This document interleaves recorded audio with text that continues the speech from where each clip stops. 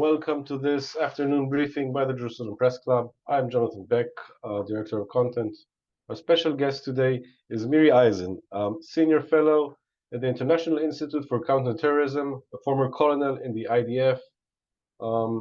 Miri has been following Hezbollah for a long part of her career. She was actually in the room of senior commanders, including the Chief of Staff, etc., and others, when Nasrallah's predecessor was assassinated. So there's a big closure for her. So before I give her the mic, if anyone has been offline for two days, Israel took out Nasrallah, most of Hezbollah's senior command, and has carried out intensive airstrikes in the Dahya. Over the weekend, Hezbollah today is not the same terror organization I would say that it was on Friday afternoon. And from here, I'll give the speaking authority to Mrs. Eisen to give us of her knowledge. Hello, Miri, and thank you for joining us. Thank you so much, Jonathan, and thank you all for joining us. I'm going to try and make 5 points, and then we're going to open it up for the Q&A that I'm sure you have. I hope I'll be succinct in my 5 points. Point number 1, over the last 20 years, as I have been both within the intelligence community and outside, there's a theoretical military term that developed from being C3, which at the time was command, control, and communications. It evolved into C4, command, control, communications, and computer in general. And then they turned it into C4I, command, control, communications, computers, and intelligence. And I'd like to add a C. I think that what Israel did is that the C4I, communication, control, command, computers, and intelligence of Hezbollah has been turned in the last 10 days into chaos. And I say that as a first point because what Israel targeted over the last, this isn't in the last week, this is pretty much, I would say, even from the elimination of Fuad Shukur as the Chief of Staff, that what Israel has been targeting is command, control, communications, and in that creating chaos. And as I said, in the C4I, using intelligence, targeting, by the way, also Hezbollah intelligence. And I really do think that in that sense, it's not checkmate, but it has been a very effective type of attack. And it is not something that was invented in the last 10 days. This is not about eliminating Hezbollah. When you take out the top man, and I'll talk about Hassan Nasrallah himself in a moment, you absolutely have just taken out decision-making, command, control, the ones I talked about before. But what Israel has done is they've cut into all of the different levels of command, control, communications, and the top man. This does not eliminate Hezbollah. Same challenge that we had with Hamas, but here the focus I want to put on, which is about the military and looking forward, is that Hezbollah's arsenals are 10 times what Hamas ever had. Hezbollah still has the backing in that open road from the Islamic Regime of Iran. They're going to send in airplanes. Maybe they won't be able to land right now in Beirut. Don't worry. They'll be able to land in Damascus International, and from there be trucked in. They can be trucked from Iran through Iraq, through Syria, meaning that that arsenal is going to be given back. And Israel has not in any way destroyed the arsenal that Hezbollah has built from 2006. We're in 2024. And so this isn't about eliminating. It's not a knockout. This isn't, the end of the game. And Hezbollah was in it for the long term. In the immediate sense, and this is my third point, it's not elimination, but also that Israel still has, specifically militarily, additional immediate threats that are continually being taken care of, still with Hassan Nasrallah not around. And I would say that the biggest focus for me as a person looking at this, as somebody from the outside inside, is the arsenal and the weapons themselves, but the capabilities that Hezbollah built adjacent along Israel's northern border on the Lebanese side in all of the towns and villages. And what they built is the Radwan force that is deployed down there. And that force, no matter how many times we attack, you cannot destroy that from the air, both because it is underground, just like Hassan Nasrallah was. And look at what we had to do to be able to take out Hassan Nasrallah. And you're always going to have that debate. But both the Islamic regime of Iran and Syria under Bashar al-Assad, like the North Koreans, or for that matter, years ago, other terror organizations, they go underground. And to be able to get to that subterranean arena in southern Lebanon, which is 2 to 3 kilometers from Israel's border, you have to go in.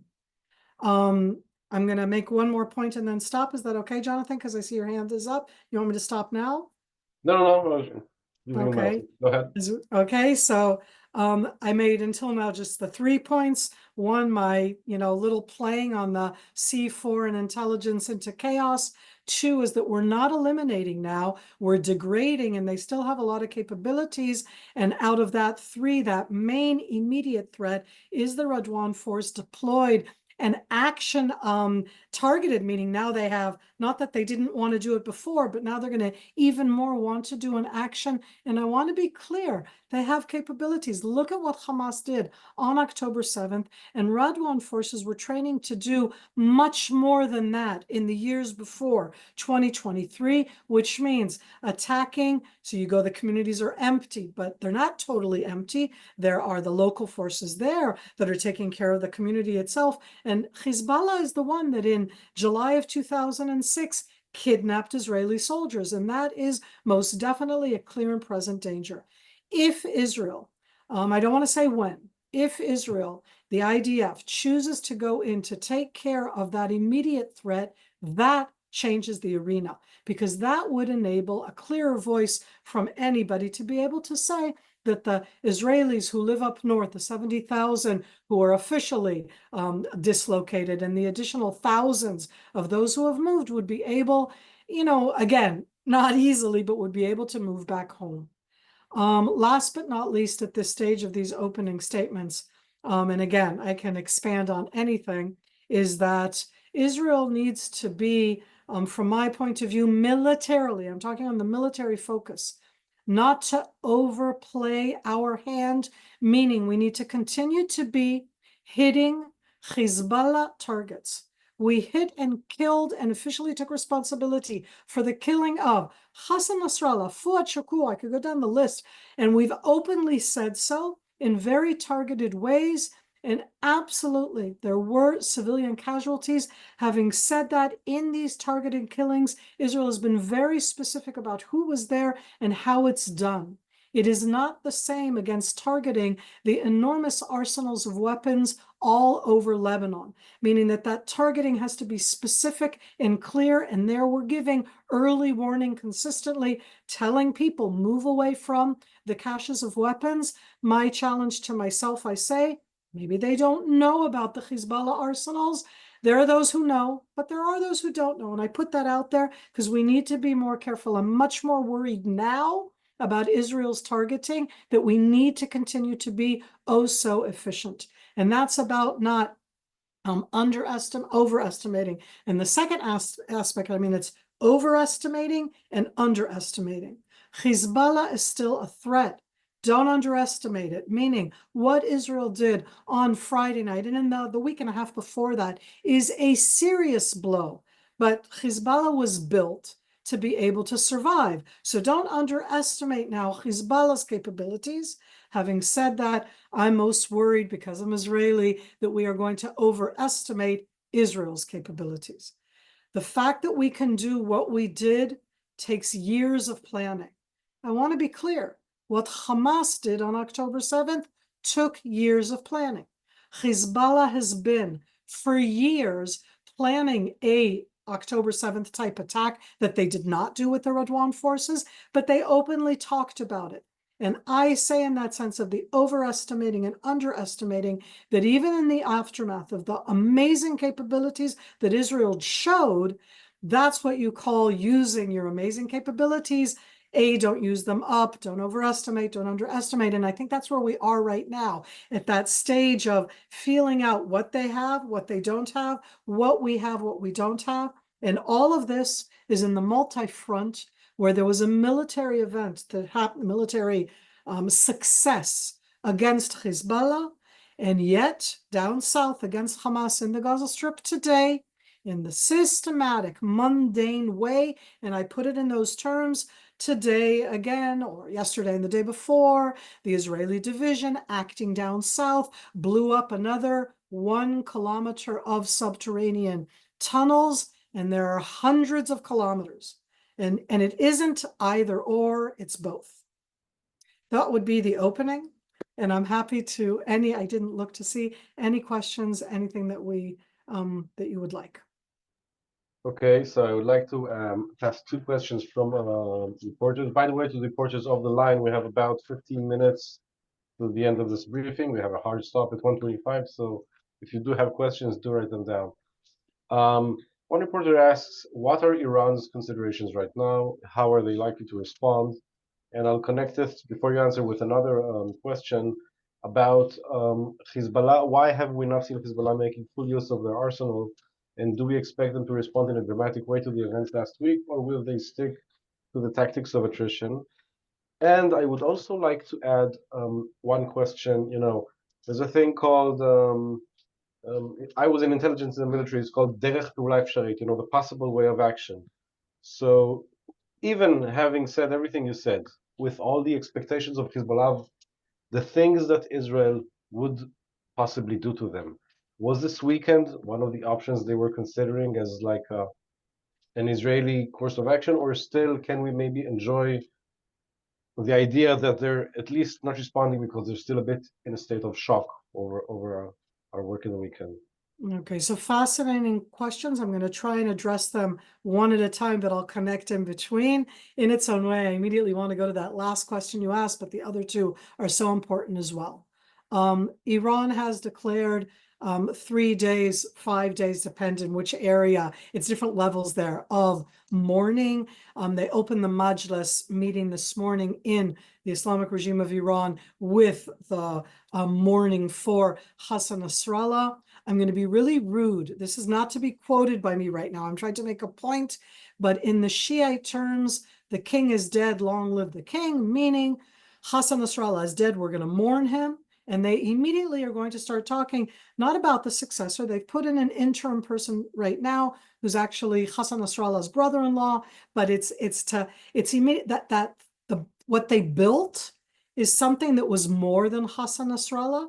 Having said that, Hassan Nasrallah had a very special position in Iran. So in the question about how Iran will respond, this isn't just about Hezbollah. That's one level. The second level is what they're going to do about Hassan Nasrallah. Hassan Nasrallah was the boy, the prodigy. He was the one who took the Islamic Revolution idea and was taking it a step further. He was the one that in the last 32 years built Hezbollah as the leader, not of proxies. It was never as a proxy. It was as the best pupil. Because the word proxy has within it something subordinate. I never saw Hezbollah as something subordinate. So I don't know what Iran will do. I absolutely think that they will respond. Absolutely. But to respond about, there's the response about what's happening to Hezbollah, and there's the response about Hassan Nasrallah. I think that they will use, as Hezbollah, by the way, they will use the forces that they have built, some of them jointly, the Al-Quds Iranian Revolutionary Guard Force and the Hezbollah force. I think that they will respond in the world. I think that they will respond against an Israeli Jewish target like they did against Argentinian Jewish targets in 1992-3-4, okay, because they did 2 different attacks in Argentina. They're going to look for that weak point, and I'm talking to journalists from around the world. Go find out what the Hezbollah and Iranian presence is in your country, because that's where I would see Iran responding. I'm saying this out of assessment, not out of knowledge. Will Iran do an attack like what they did on the night of April 13th, 14th? Possibly. And the only reason I'm not discounting it is because April 13th, 14th was about the number one Iranian person who was killed by Israel on April 1st. And together with Hassan Nasrallah, Israel killed his replacement. So that's an Iranian that we killed. So I'm just saying, because we haven't spoken about him. So that's to put that out there. These are all possibilities. To the second aspect in that sense of why am I missing out now as I'm looking at I need to see this to be able to remember this as we go on. As we go on, why has Hezbollah not used the arsenal? Remember what I started with? C4I, because they're kind of in chaos. Those that did. Not everybody knows what to do. There are those that act, and there are those that are waiting for an order. So you're seeing different things. And in the 20 years of Israel preparing itself from 2006, I'll remind you that what Israel developed after 2006 was Iron Dome. I mean, in its own way, we only used Iron Dome for the first time in 2012. I know these are things, and since then, we have used to the intercepting Yemenite and Iranian incoming projectiles, we've used Arrow. And in the last 6 months or so, we also put into action David's Sling, meaning they're using things and they're not working. They're not using a lot of what they have. They still could. I don't know to say what the effect will be, because I've always been the one that said that the impact is going to be very challenging. They can still use it. They may still use it. But at the end, this is also in the long term. They're going to want to also keep part of their strength so that they continue to exist. So it's that, and who's the one who's going to be taking those decisions right now? Will it be Hashem Safiaddin, the man that is interim kind of stepped in, his brother-in-law? Will it be somebody else? And to that same question, Jonathan, with your follow-up on that issue of what we call, in English, I just call them scenarios. It's not the military term for the Pa'alt, but it's essentially you look and go, okay, so what can Hezbollah do now? And that's, I'm sorry, I have a smile on my face. I shouldn't, wipe the smile off, Mir, but all options are open after Hassan Nasrallah was killed. Because for 32 years, he was the one who called the shots. Hand in hand, by the way, with a very close relationship with Bashar al-Assad and a very close relationship with the Iranian Revolutionary Guards / Khamenei and the Iranian revolutionary leaders. He was their Ben Tipuchim. He was their, as I said, he was the prodigy boy. He's the one you invest in, and he's gone. But Hashem Safiaddin is there. He did the same as Hassan Nasrallah years in Iran. He speaks Persian. In that sense, they have similarities. He doesn't have the charisma, but I am waiting to see if there will now be an open statement coming from them. Having said that, because of element num 1, communications control computers, and what Israel did allegedly and openly over the last 10, 14 days to all of those different systems, how does somebody go and make a broadcast now? Isn't that putting him into the limelight in a way that they may not want right now? But it isn't that Hezbollah is in total disarray. That chaos that I talked about is mainly in the decision-making process, but they still have been able to both fire and use their weapons. I think I answered all three. Yes, thank you. So another 3 questions coming. One of them is about Hezbollah tunnels. And if you know the extent of the Hezbollah tunnels and how far they spread in Lebanon. Another one is, after these assassinations, what are the most pressing threats against Israel? Since both Hezbollah and Hamas have been somewhat degraded. And in this context, was Netanyahu's rushed return from New York from the United Nations really called for, in the sense that Hamas and Hezbollah are not as as strong as they were? I have a third question, but let's do these 2, and then I'll start with the 2. Okay, let's just start with the issue of the Hezbollah tunnels. Israel in the end of 2018, beginning of 2019. For those that are less conversant, I highly recommend, you can ask also, I'm sure the JPC will be able to put you and to be able to show you the films of the IDF northern exposure in that sense, when we uncovered 6 Hezbollah attack tunnels into Israel that cross from Lebanese territory into Israel. That's one level. And I am always going in the assumption that what you uncovered is what you uncovered. And I don't know if, you don't know what you don't know. So I go on the assumption that you hope you uncovered them, but maybe not all. Underneath all of the different towns and villages, mainly in, when I call southern Lebanon, I'm talking south of the Awali. I'm not talking south of the Litani River. I'm even talking, south of the Awali or the Zahrani River. I mean, in all of those Shiite towns and villages, in a city like Binchbel, in a town like Kafarkile, but you have to go into the different ones. There is an underground subterranean arena. It's a different type of geology, but it very much impacts day-to-day life, what Hezbollah built at the time. And there's a lot of material that the IDF put out around 5-6 years ago, but it's relevant as an idea of how they did that, where it's tunneling that goes from command posts and communication posts underneath the town and the village, with booby traps and with launchers that can come up from underground. And Hamas learned from Hezbollah, Hezbollah learned from Hamas, had a lot of mutual learning. So that's absolutely the main challenge going in. It is both in urban areas and most likely also in open areas, meaning that you attack an area that you think is like a gully or a valley, and that's where the launcher is, but the launcher is deep underground, and there's a whole subterranean arena. And I remind you all that a couple months ago, Hezbollah put out their own film of their underground enormous tunnel, and that's part of that arsenal that supposedly has not been fired against us, with literally long-range missiles that are all underground and tunneling. So the given is that it's there, and that's very hard to do.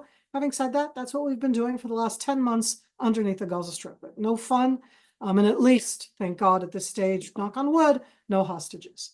When it comes to the broader sense, what Israel has done, I'd say in the last 10, 12 days, is it's both that chaos because they don't know what communications they can use. They've lost a lot of their control, but other people have stepped in. It's not the charisma, I'll add another C, the charisma of Hassan Nasrallah. But at the end, Hassan Nasrallah was the one that was like, he was the inspiration. He was the one who was both inspiring in words. And so it's not that right now I see them all coordinate in doing an attack, but I also don't think that any of them are going to degrade, meaning if I'm worried at the most, not about this. One of my many worries is that, again, Israel is going to be alone against all of these different challenges because the Houthis are Israel's challenge. The fact that the guy that the Houthis fired, the 2 rockets that they fired over the last 48 hours, is because it was a Hezbollah operative, high-ranking, that we killed, who had been the one who had built that Houthi missile capability that they're firing against us. So that Houthi, so it's all about us, as I've said to on live TV in the last few days. I know how we solve everything. Israel disappears, and then everything will be good, right? That's just what the Houthis want. That's just what Hezbollah wants. Let's just give in. So I don't know where they'll go. I do think that Iran right now mainly wants to not be directly attacked. And they're not sure right now what the world is going to do. And I'll leave it at that. I know that you have other speakers coming up that will be able to address that issue a bit more. Okay, thank you for this. I have 2 more questions before I let you go. First of them is from a Danish reporter. There's been talk of a ground incursion or invasion in the cards. ABC this morning reported that Israeli soldiers are maybe conducting minimal cross-border actions beyond the border. That's one question.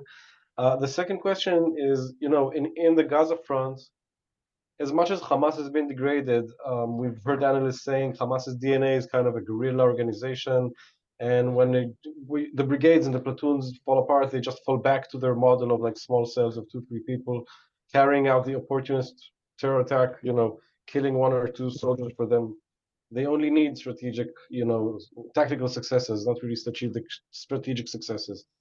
Is Hezbollah the same? Is a headless, communicationless Hezbollah?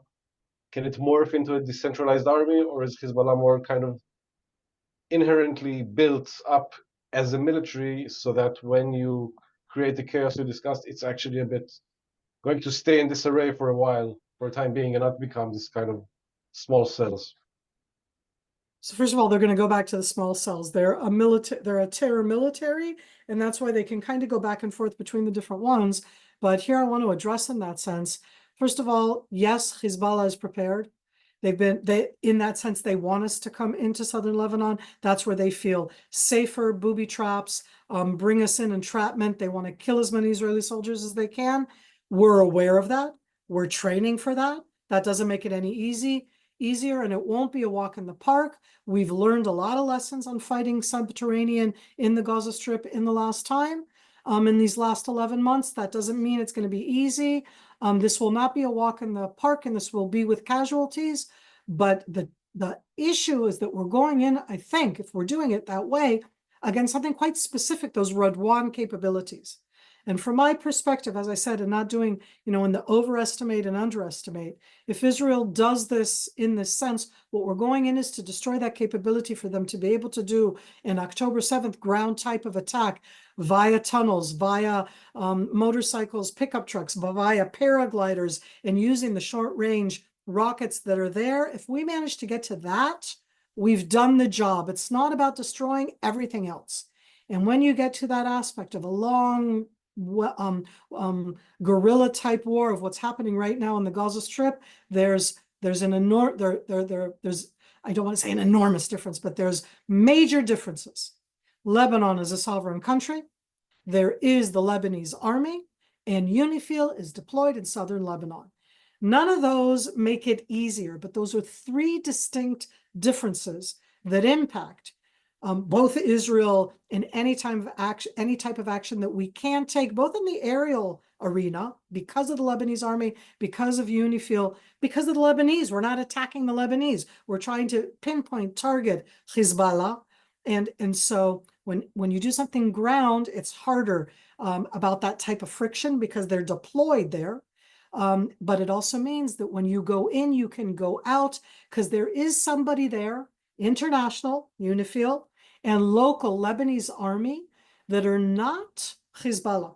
And that's vastly different from what's in the Gaza Strip with Hamas. You cannot compare that in any way to UNRWA or the international organizations. And I'll leave it at that. Okay, Miri, thank you very much for your briefings. If there's no more questions, then really we have to stop now. It's a better week for me here personally with Nasrallah not threatening us from somewhere. I don't know how other people think about this, but I thank you very much for your time, and I hope to speak to you again soon. Thank you very much. Thank you. Bye.